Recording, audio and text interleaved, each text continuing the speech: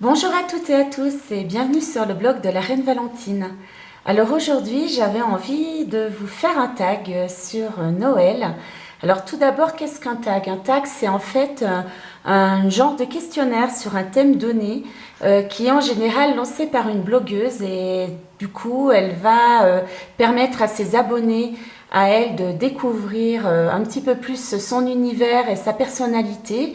Et puis surtout, en général, elle va le transmettre à d'autres blogueuses pour qu'elles aussi puissent le réaliser et permettre également aux abonnés de ces autres blogueuses de mieux connaître cette personne.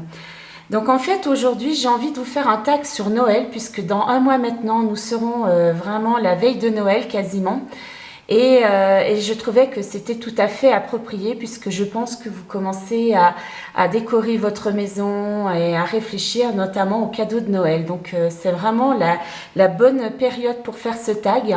Il a été lancé, je crois, en 2014 et moi je l'ai découvert sur la chaîne YouTube de mon ami Cœur de Beurre qui l'avait fait à cette époque-là et j'avais vraiment beaucoup apprécié de le suivre. Voilà, donc je commence tout de suite par la première question qui est sapin naturel ou artificiel. Alors moi, je suis vraiment plus sapin artificiel, tout simplement pour des raisons pratiques. Je trouve que c'est beaucoup plus simple. On n'a pas à passer l'aspirateur sans cesse pour enlever les épines. On n'a pas le problème de le transporter dans la voiture et du coup de tout salir. Et puis d'autre part, je trouve tellement dommage de couper tous ces arbres pour décorer un mois notre maison et qu'après ils finissent à la poubelle, ça me fend vraiment le cœur. Donc voilà, je suis vraiment arbre artificiel, sachant que il existe bien sûr différentes qualités de sapin artificiel.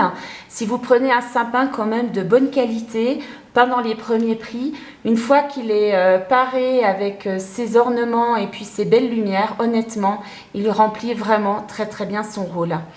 Alors effectivement, des personnes aiment vraiment avoir l'odeur du sapin. Et bien là, je dis tout simplement fonctionner avec des bougies aux senteurs de Noël et notamment aux senteurs de sapin. Et ça fera vraiment vraiment bien l'illusion en tout cas. Ensuite, on pose la question des couleurs de mon sapin. Alors moi, depuis 2 ans maintenant, je fais des sapins plutôt dans les tons blancs. Blanc et argenté. C'est vrai que j'ai commencé, la première fois que je l'ai fait, ça devait être en 2013 ou en 2014. Et vraiment, j'ai adoré le faire vraiment que dans cette teinte-là, juste avec quelques petites touches de blanc, d'argenté de ci, de là. Et puis, j'ai vraiment continué. C'est vraiment, je crois, ma couleur favorite pour le sapin de Noël. Ça fait un sapin à la fois très épuré, mais à la fois, moi, mon sapin est quand même plutôt chargé. Alors, il faut savoir que j'achète pas de boules de Noël ou ce genre de décoration. En général, moi, je les fabrique moi-même, donc avec de la pâte sculptée ou Fimo. Et puis après, je détourne énormément d'objets pour mettre également dans mon sapin. Je pense notamment à des petits moules à gâteaux que je décore et que je mets également dans mon sapin de Noël. Dans mon sapin, on trouve aussi des ailes d'ange, on trouve des couronnes de plumes, voilà. On trouve tout un tas de choses, des grelots, voilà, qui n'ont pas vraiment lieu d'être normalement dans un sapin de Noël, mais qui finalement forment un mélange très éclectique, mais très agréable à regarder. Au niveau des couleurs, ce que vous voyez actuellement à l'écran, c'est un pot de Noël que j'ai fabriqué en vue de mes marchés de Noël. Donc en fait, c'est un pot pour mettre les biscuits et les galettes de Noël qu'on fabrique, les petits biscuits de Noël. Et les couleurs qui sont à l'écran sont vraiment, je dirais, les couleurs que j'utilise dans mon sapin de Noël. Voilà. Alors, est-ce que je suis déco de Noël moderne ou traditionnelle? Alors là, sans aucune hésitation possible, traditionnelle. J'ai vraiment beaucoup de mal avec cette nouvelle mode qu'on a depuis 2 ans, je crois. Cette nouvelle mode de décoration de Noël dans des teintes très fluorescentes, très agressives, très fortes, avec des boules en forme de polygones, avec des formes géométriques. J'ai vraiment beaucoup de mal avec ça. Pour moi, c'est pas du tout féerique, c'est pas du tout... en fait, ça ne symbolise pas ce que représente Noël pour moi, qui est plutôt la magie, le rêve, voilà, les paysages enneigés, les pommes de pin, voilà. Moi, j'ai vraiment un attrait pour ça. Et c'est vrai que ces nouvelles décorations de Noël, ces nouvelles couleurs, ces nouveaux codes de couleurs, eh ben, je suis pas du tout fan. De même, je ne suis pas du tout fan des sapins synthétiques de couleurs noires, rose, bleu, rouge, blanc. Enfin voilà, c'est vraiment quelque chose que je n'aime pas du tout. Alors moi, mon sapin de Noël, outre donc toutes ces décorations un petit peu atypiques que je mets dedans, qui sont toutes dans des camailleux, comme je vous disais, de blanc, d'argenté, un petit peu de bois, tout ça, je mets également une guirlande électrique avec des petites lumières blanches, mais blanches chaudes, c'est-à-dire je n'aime pas ces lumières LED en fait qui font vraiment une teinte blanc mais limite très froid et limite un peu bleuté, je n'aime pas du tout. Donc moi je choisis toujours des guirlandes avec du blanc chaud qui est limite un petit peu doré et je la laisse éclairer en permanence parce que je déteste aussi les sapins de Noël qui clignotent, ça je n'aime pas du tout. Ensuite, une odeur qui me fait penser à Noël, donc là sans hésiter, ce sont les épices. Les odeurs de cannelle, de clou de girofle, de cardamome, de gingembre. Je pense également bien sûr à la fameuse odeur du pain d'épices, le chocolat chaud et puis aussi tout ce qui est agrumes, les clémentines, les oranges. Voilà, ça c'est vraiment les odeurs qui pour moi symbolisent le plus Noël. Sachant que dans la maison, j'utilise 3 bougies de chez Bath & Body Works. Si ça vous intéresse, j'avais d'ailleurs fait une revue sur les bougies Bath & Body Works, vous la trouverez sur mon blog. Et j'utilise particulièrement 3 senteurs que j'adore pour cette époque-là. La première, c'est Pumpkin Gingerbread, qui est en fait une odeur de citrouille épicée. Et cette odeur-là, je l'utilise à partir de mi-octobre, au moment où on commence à préparer Halloween. Et en fait, je l'utilise jusqu'à la fin janvier à peu près.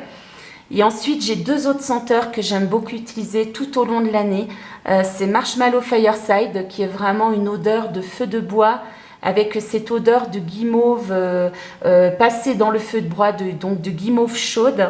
Mais pour autant, ce n'est pas une bougie qui est écœurante, comme pourraient l'être certaines bougies qui reprennent en fait l'odeur des biscuits au beurre qu'on fabrique au moment de Noël. Ça, j'ai vraiment beaucoup de mal. Je trouve que c'est des odeurs qui sont très entêtantes et limite, elles sont dérangeantes parce qu'au bout d'un moment, elles vous portent au cœur. Alors que la Marshmallow Fireside, c'est vraiment une bougie avec ses teintes sucrées mais mélangées au feu de bois. C'est un vrai délice. Et puis une autre bougie que j'adore aussi par-dessus tout, que j'utilise beaucoup quand il fait froid et quand il pleut, quand c'est un temps un petit peu automnal et qu'on a envie de cocooning, eh bien c'est la bougie flanelle qui reprend pareil l'odeur du feu de bois avec une senteur très masculine, de parfum masculin. Et puis ça m'évoque, moi, ces clubs anglais où on a des fauteuils en cuir, des plaids en cachemire et en laine mélangée, en laine bouillie. Voilà, je pense vraiment à ça. Et c'est vraiment une odeur très agréable pour moi. Ensuite, un rituel que tu fais toujours à cette période. Alors, je dirais le premier rituel que je fais, c'est au moment de faire mon sapin de Noël. Je le fais toujours en général autour de mi-novembre. J'aime beaucoup me préparer un bon thé de Noël, mettre une bougie justement que j'adore et que j'affectionne, une de ces 3-là. Et puis en général, je mets ma playlist de chansons de Noël que je vous partagerai d'ailleurs sur mon blog et également sur ma chaîne YouTube. Et là, je sors mes décorations de Noël et je commence à décorer la maison. Alors au Mexique, on fait un sapin à l'intérieur de la maison, on en fait un également à l'extérieur de la maison. Puisqu'on a la chance d'avoir un porche devant la porte d'entrée qui permet tout à fait de décorer comme quasi à l'intérieur, de mettre les mêmes décorations à l'extérieur. Voilà, donc ça c'est vraiment un de mes rituels de Noël que j'aime beaucoup. Et puis l'autre, ben, c'est lié à un livre que j'apprécie beaucoup. Je suis fan, comme vous le savez, de Françoise Bourdin. J'aime beaucoup tous ses livres.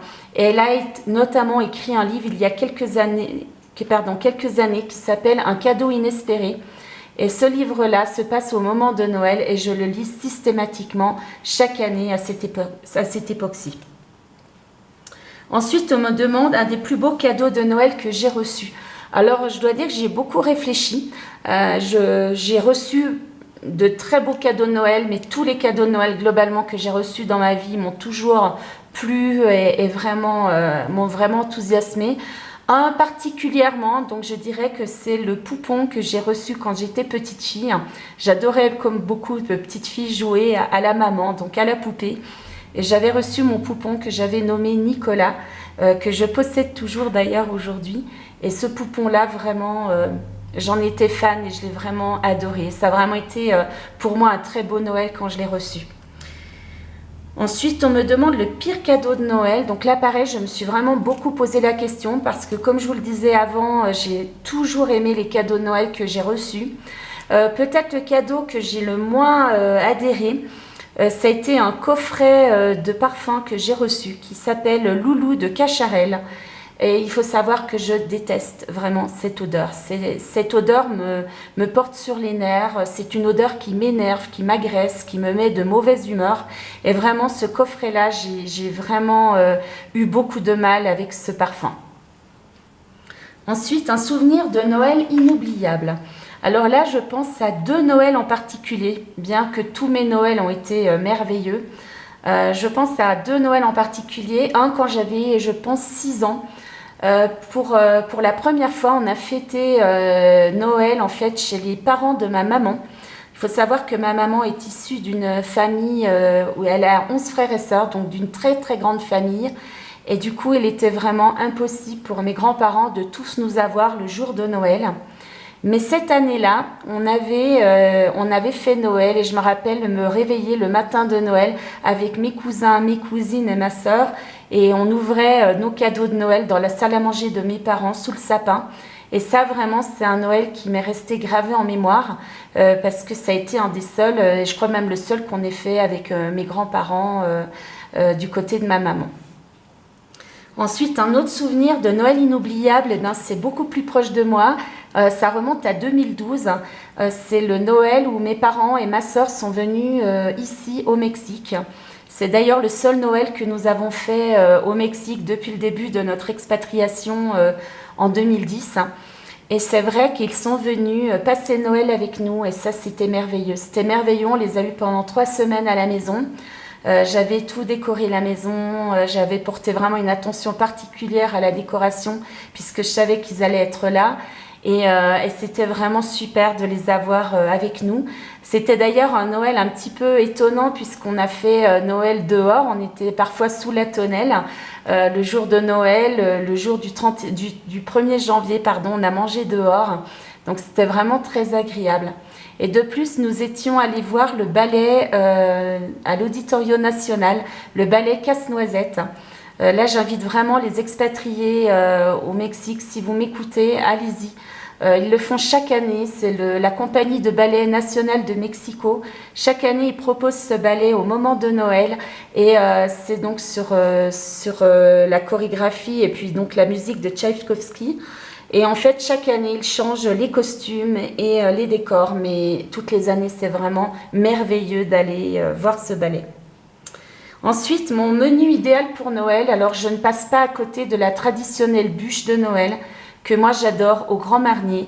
J'ai beaucoup de chance parce que ma maman et ma sœur font les bûches et chaque année j'ai droit à ma bûche de Noël au Grand Marnier avec de la crème au beurre et ça vraiment j'adore.